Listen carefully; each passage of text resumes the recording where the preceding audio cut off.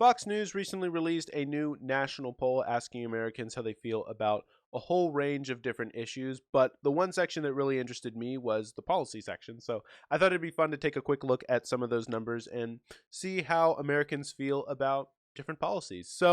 Um, the first thing I want to say about this poll is, and by the way, I'm going to leave it in the description. So if you want to check out any of it for yourself, you can.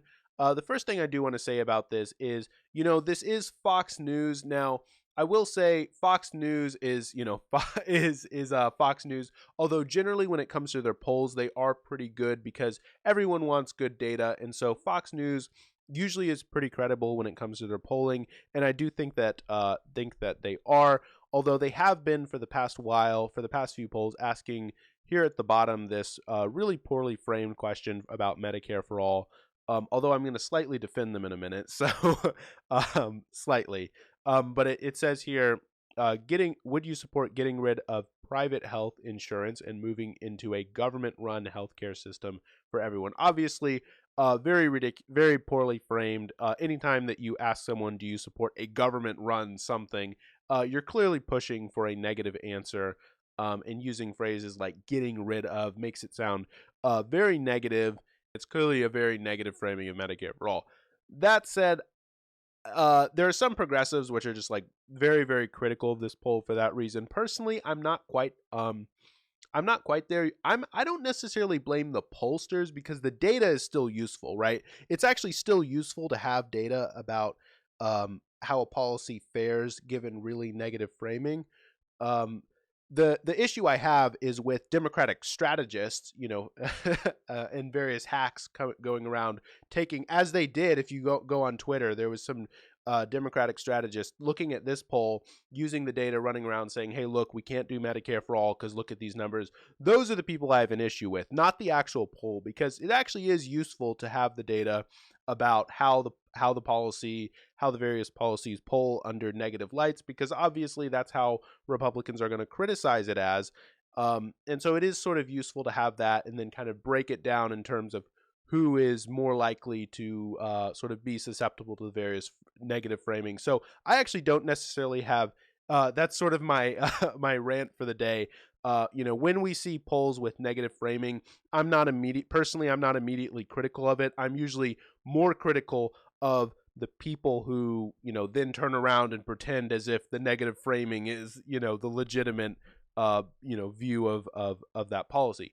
In any case, the numbers are still really good for Medicare for all because even in spite of that negative framing, we see 41% support. Obviously, that's underwater, but again, with the negative framing, it still has 41% support and only 53% opposing. So, I'm not going to say that sit here and be like, oh my gosh, 41%, but considering the negative framing, I think that that's actually quite good. In any case, let's go back to the top here. So, first question, we have a great progressive policy, or supposedly far left-wing policy, right? Creating an annual 2% wealth tax on an individual's worth over $50 million in addition to income tax. So 68% support, so nearly 70% of the country supporting a supposedly far left-wing policy, with 45% strongly supporting and 23% somewhat, only 26% opposing. This is one of the things where it really does seem like the Democratic Party doesn't know what they're doing, considering that not all the Democratic candidates on the stage even support this wildly popular policy. Because again, I mean, this is including Republicans and independents. Support that high is really really good.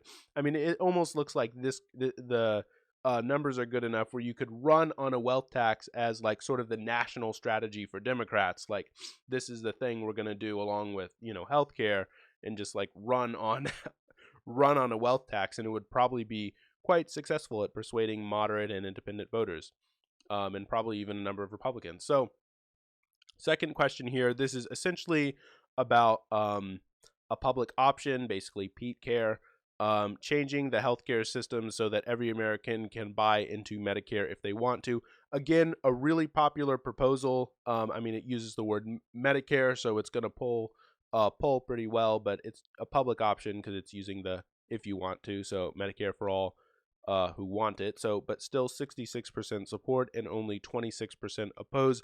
Again, though, you would think that some people even say that a public option is supposedly a very, very left-wing position. Now, obviously, a public option. Personally, I do support sort of the single payer side of things, but I mean, obviously, a public option is most likely going to be an improvement over our current system. Just about anything would be. So, you can take that how you will. But I mean, given that 66% of the country supports it, it's definitely something that is politically viable. And those who say that, oh, even a public option is, possibly too far, like literally haven't even looked at the polls. Anyway, so legalizing recreational use of marijuana on a national level, 63% support, only 33% opposed. Not particularly surprising. I think we've known that that's generally the way that things have been going. Even I've seen a number of Republicans essentially conceding that, hey, look, that's how things are going.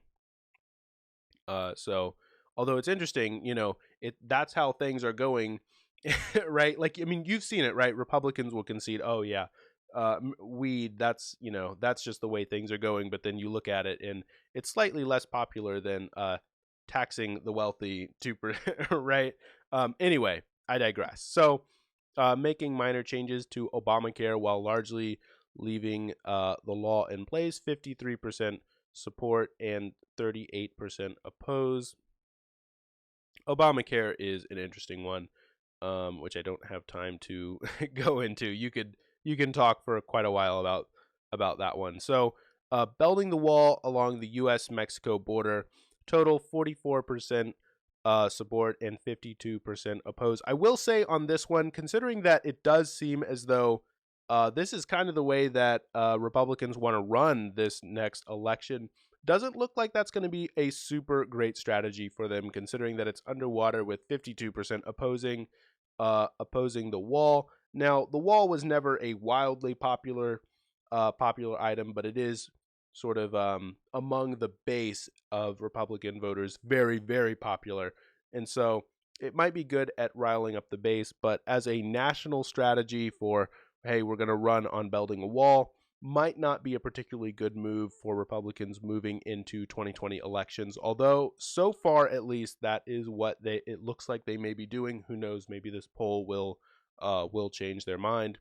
And again, we have the question, as we looked at earlier, of the poorly framed poorly framed question of Medicare for all.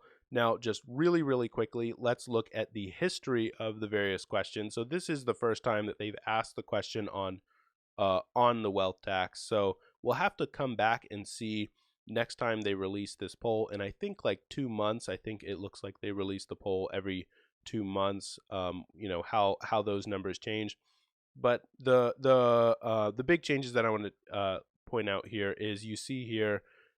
Generally, this public option support is pretty steady. I mean, it seemed like it went up for a little bit and then went back down, and we see the same thing here with the poorly framed Medicare for all with 43, and then it kind of rose up in support even at 47% in October, supporting this poorly framed Medicare for all question, and then going back down. So, but generally though, in the same kind of hasn't gone up, hasn't gone down a whole bunch.